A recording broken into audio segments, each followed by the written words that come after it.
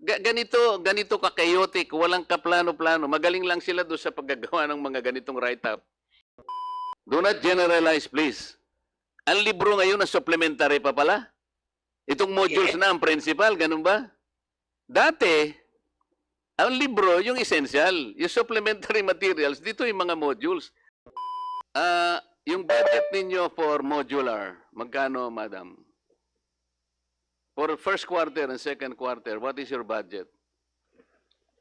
In 2020 GAA, there's no budget, Your Honor, but we requested the Department of Budget and Management for the realignment of our existing How much? programs for 10.9 billion, 500 million of which we reserve for Okay the na yun. minimum health standard. So, it's 11 billion. More or less, no, Your Honor, 9 billion for the learning resources. Ha? 9 billion for learning resources. For learning resources. Okay. So, considering na ang nagagawa pa lang is 59%, even assuming that that is correct, napakarami pa nang hindi na po-produce. At October 5, magsisimula na ang ano. Nagkakagulo na sa baba. Kasi kung hindi namin sila tutulungan, hindi sila makakapag-umpisa. This is how you will describe the starting point of DepEd sa panahong ito. Pagkatapos, let's go about integrating the competencies, the most essential learning competencies. Ilan ba yung competencies na ilalagay nyo sa isang module? Okay, Madam 40% na lang. Pwede ba dito na lang para madali tayo? Kasi masyadong marami sinasabi yun, hindi ko maintindihan ang paliwanag niya. CONG.MARCOLETA, they have their people assigned. So let's recognize again USEC San Antonio. On condition, madam, that he should only answer the question. Thank you. No more, no less.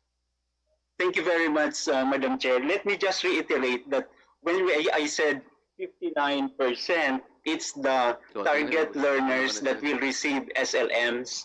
When it comes to the status of the preparation relative to the reproduction of SLMs, our tracking indicates that as of today, 77.57% or 166 out of 214 schools division offices have reported to be on track. When we say on track, they are more than halfway in terms of reproducing their self-learning modules. And 48 out of 214 schools division offices are still we consider them progressing. They are not yet halfway in the reproduction. Let me also inform Madam Chair that NCR is now proceeding with the distribution of the self-learning materials, printed self-learning materials for the learners in NCR.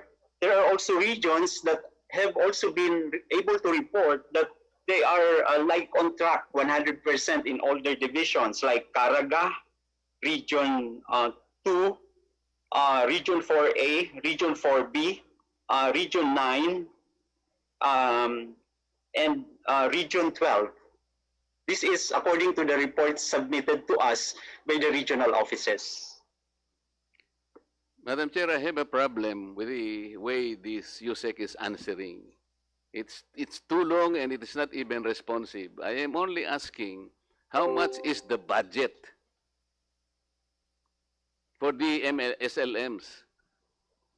Bakit hindi ka ba sumagot kung ano lamang ang tinatanong sa'yo? Because I really wanted to know if this is the kind of, if this is how the way you produce the materials.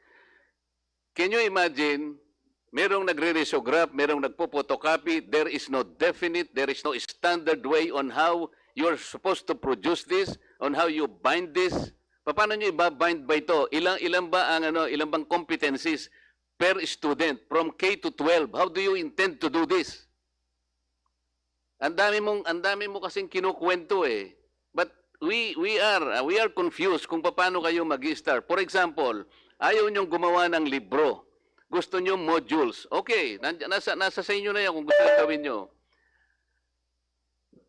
Yung K, yung let's say K, ilang competencies ba yon? Let me, Go Yung ahead. San Antonio, yung kindergarten, first quarter, ilang modules ba yon?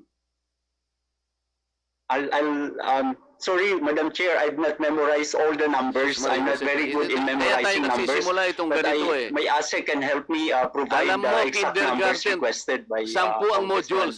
Marcoleta. And the total pages, 258. Madam Chair, alam mo ang problema nila? Kasi ayaw nilang gumawa ng libro. Kasi sinabi namin, you forgot the publishing industry. Noong pa, 2 budgets ago, sinabi ko na sa kanila, mali ang ginagawa ninyo because under 8047, NBDB should be the one guiding the private sector publishers to produce all books. Hindi na kayo. Wala na kayong authority gumawa ng libro. So what they decided, okay, gumawa ng ibang kaparaanan, hindi na raw libro to, Madam Chair. These are modules already. Because a textbook under the UNESCO standard should have at least 48 pages. So yung modules nila is 30 pages.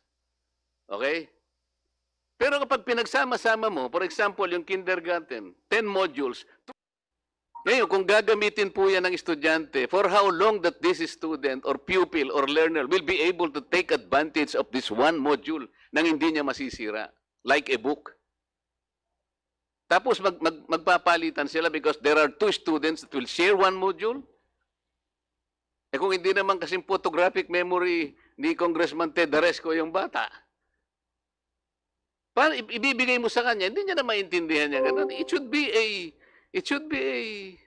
a ready reference for you. Ibig ba niyo sabihin wala na libro, madam? This is a simple question. Wala na libro ngayon na gagamitin? Only modules? No more books? Madam Chair, Yes, go ahead.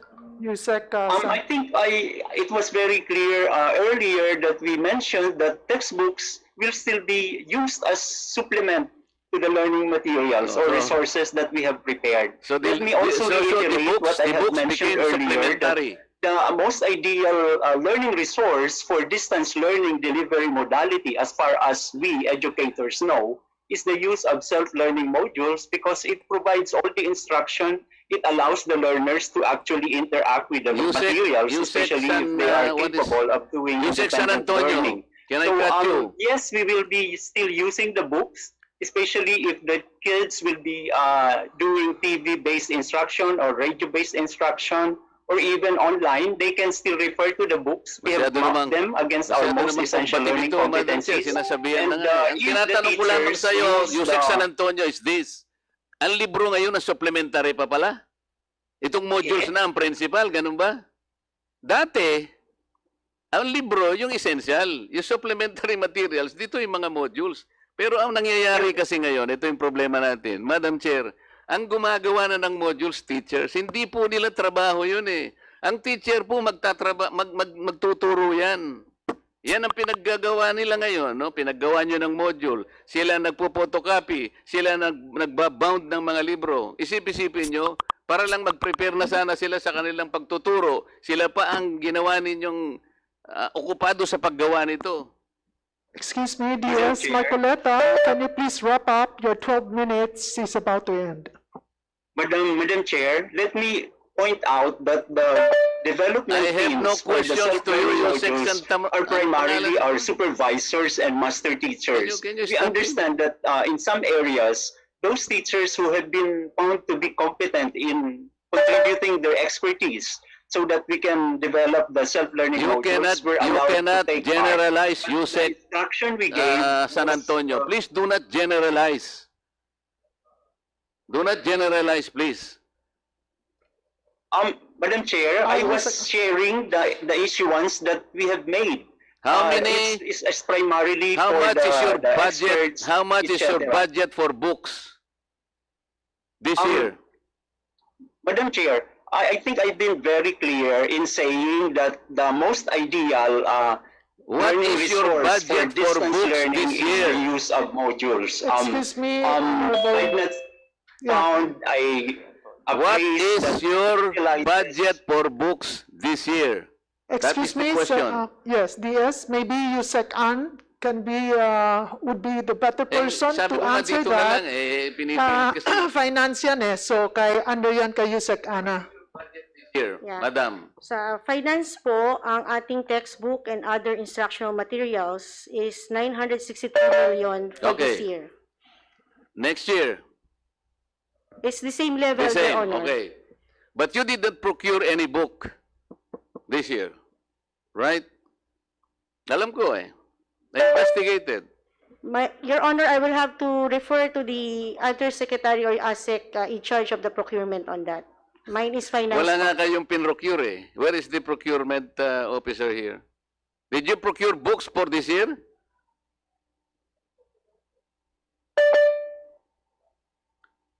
So, ito Madam Chair, pinipilit na naman itong USEC na ito na gagamitin daw ang libro. Wala nga silang pinrocure na libro ngayon.